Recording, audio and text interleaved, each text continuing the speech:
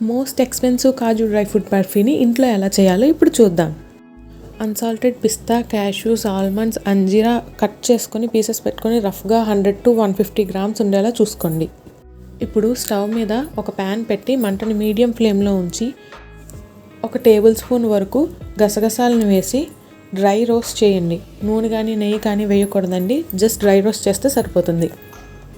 2-3 నిమిషాలు రోస్ట్ చేస్తే సరిపోతుందండి. అలా రోస్ట్ చేసుకున్న గసగసాలని ఒక పెద్ద ప్లేట్లో తీసుకొని పక్కన పెట్టండి. గసగసాలంటే ఇష్టం లేని వాళ్ళు నువ్వులను కూడా ట్రై చేయొచ్చు. ఇప్పుడు 20 నుంచి 25 సీడ్లెస్ డేట్స్ని చిన్న చిన్న పీసెస్గా కట్ చేసుకోండి. రఫ్గా 200 నుంచి 250 గ్రాములు ఉంటాయండి.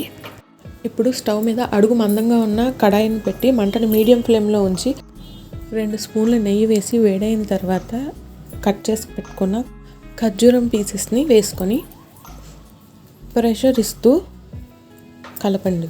ఇలా ఈ కన్సిస్టెన్సీ వచ్చే వరకు హీట్ చేసుకున్న తర్వాత వేడి ఎక్కువగా ఉంటుందండి, చేత్తో ముట్టుకోవద్దు. అలా వేడిగా ఉన్నప్పుడే స్పాచులాతో బాగా కలపండి. వేడి తగులుతున్నప్పుడు ఖర్జూరం అనేది సాఫ్ట్గా అవుతుందండి. సో అలా ప్రెషర్ ఇస్తే కొంచెం పేస్టీగా బాగా తయారవుతుంది.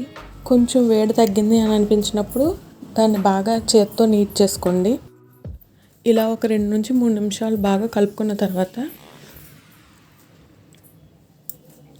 మనం ముందుగా కట్ చేసి పెట్టుకున్న డ్రై ఫ్రూట్ పీసెస్ అన్నిటిని యాడ్ చేసి మళ్ళీ కలిపి ఒక రోల్గా లేదా మీకు ఇష్టమైన షేప్లో ట్రయాంగిల్, రెక్టాంగిల్, స్క్వేర్ ఏదైనా కానీ ఆ షేప్లో రోల్ చేసుకొని మనం ముందుగా వేయించుకొని పక్కన పెట్టుకున్న గసగసాలలో బాగా రోల్ చేసి అది బాగా కవర్ అయ్యేలా చూసుకొని ఆ తర్వాత కట్ చేసుకోండి. కట్ చేసుకున్న తర్వాత ఒకవేళ డ్రై ఫ్రూట్స్ కనుక మీరు ఫ్రిడ్జ్లో పెట్టి తీసినట్టయితే డెఫినెట్గా ఇది కూడా ఫ్రిడ్జ్లోనే పెట్టాలి వెంటనే, లేదంటే పాడైపోతుంది. ఈ స్వీట్ ఇంట్లో తయారు చేసుకోవడం వల్ల హెల్త్కే కాదండి, పాకెట్ కూడా చాలా మంచి జరుగుతుంది. ఇంకా టేస్ట్ కూడా అచ్చం స్వీట్ స్టాల్లో కొన్న ఖర్జూర్ డ్రై ఫ్రూట్ బర్ఫీలానే ఉంటుంది. మీరు కూడా ఇంట్లో ట్రై చేసి ఎలా వచ్చిందో కామెంట్ సెక్షన్లో చెప్పండి.